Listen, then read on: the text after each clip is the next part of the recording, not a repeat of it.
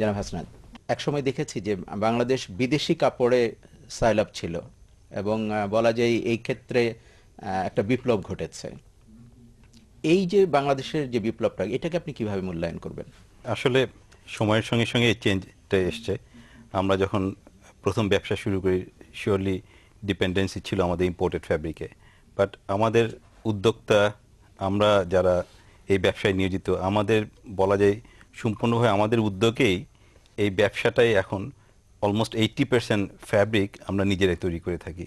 So আমি মনে করি এর মধ্যে উদ্যোক্তাদের সফলতাই বেশি বা তাদের কন্ট্রিবিউশনই বেশি, এবং তারাই বিভিন্ন কারণে বিজনেস মডেল হ্যাজ চেঞ্জ, যে ইম্পোর্টেড ফ্যাব্রিকে কি প্রবলেম হতে পারে, value addition as well as the lead টাইমের কারণেই আমরা কিন্তু এই জায়গাতে আমরা সাকসেসটা পেয়ে এসেছি। প্রচুর ইন্ডাস্ট্রি আছেন বাংলাদেশে, নট অনলি দ্য ভয়ালাটেক্স, যে আমরা স্পিনিং মিল থেকে একেবারে গার্মেন্টস পর্যন্ত, মানে আমরা যেটা বলি we are end to end solution provider ও সার্ভিস প্রোভাইডার, যে আমরা কটন ইম্পোর্ট করি এবং হলো রেডিমেড গার্মেন্টসটা এক্সপোর্ট করে থাকি। সো শিওরলি আমরা মনে করি আমাদের এখন বর্তমানে এই ধরনের প্রসেসে আমাদের মোর দ্যান 70-80% ভ্যালু এডিশন হয়ে থাকে। এই শিল্পের দুর্বলতাগুলো কি কি? যখন এই ট্রেড বা ইন্ডাস্ট্রি যখন শুরু হয় আপনার 80-র প্রজন্মে, তখন এক ধরনের চ্যালেঞ্জ বা আপনার ডিফিকাল্টি ছিল। তারপরে 90s-এ এক ধরনের ছিল, আবার আজকে এই আপনার 2011 সনে এসে আরেক ধরনের চ্যালেঞ্জের ভিতরে আপনি যদি আইডেন্টিফাই করতে চান, পাওয়ার বা ইভেন আপনার skilled workforce is a big challenge, যেটা আগে কম ছিল, এখন বেশি। এই চ্যালেঞ্জেসগুলো কি আসলে অটোমেটিকলি মানে ফেস হয়ে গেছে বা ন্যাচারালি ফেস হয়েছে, নাকি সত্যি সত্যি আমাদের এন্টারপ্রেনিউর এই ব্যাপারে তৈরি ছিল? আমি যেটা মনে করি আমাদের অ্যাডাপশন, মানে চ্যালেঞ্জগুলো রয়ে গেছে, but as Faisal said that year on year this year our growth is 40%। So why 40% growth, মানে চ্যালেঞ্জেস ইজ দেয়ার। চ্যালেঞ্জগুলো যেটা আমি বলবো যে চ্যালেঞ্জগুলো নতুন কোনো চ্যালেঞ্জ না।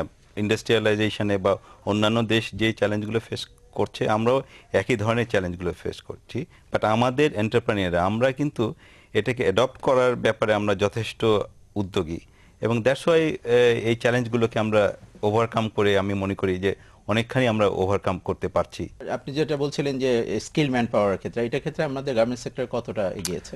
আমাদের ইন্ডাস্ট্রি কিন্তু at this moment right now there is about almost 30% shortage of workers, এবং এইটা স্কিলড ওয়ার্কার্স। বিদেশি ক্রেতারা আপনাদের কোম্পানিকে গ্রহণ করেছে কেন মনে হয়? বলার অপেক্ষা রাখে না, কম্পিটিটিভনেস ইজ কি পয়েন্ট। এরপরেও কিন্তু আমরা বলা যায় স্পেশালি দ্য নিট সেক্টর, আমরা কিন্তু লিড টাইমের ক্ষেত্রে, অর্থাৎ we are pretty much responsive to customer requirement, মানে কুইক রেসপন্ডার্স।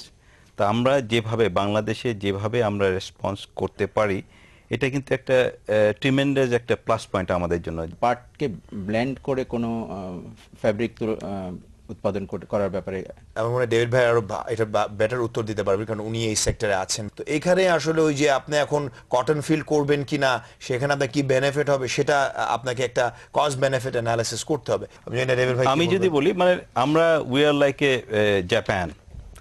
জাপান কিন্তু কোনো স্টিল বা they don't have any steel source, but they are the largest steel consumer in the world, automobile থেকে শুরু করে প্রত্যেকটা দেশে। তো আমরাও কিন্তু আমরা কটন প্রডিউস করি না, মানে hardly we produce any cotton, but আমরা কিন্তু এক্স্যাক্টলি জাপানের মতো we are the largest cotton importer. So আমাদের কটন নাই, no problem, we can import the cotton. But আমরা যদি ফরওয়ার্ড লিঙ্কেজ আজকে আমরা তৈরি করছি, কালকে যদি আমরা রিটেলিংয়ে আমরা যেতে পারি, maybe we can start our own retailing, we can acquire the company abroad.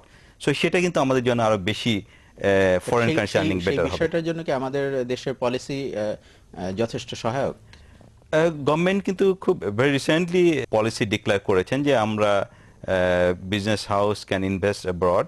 এটা হলো এখনো এক্স্যাক্টলি এসআর বোধহয় বের হয়নি, বাট গভর্নমেন্ট এটাকে চিন্তা ভাবনা করছে।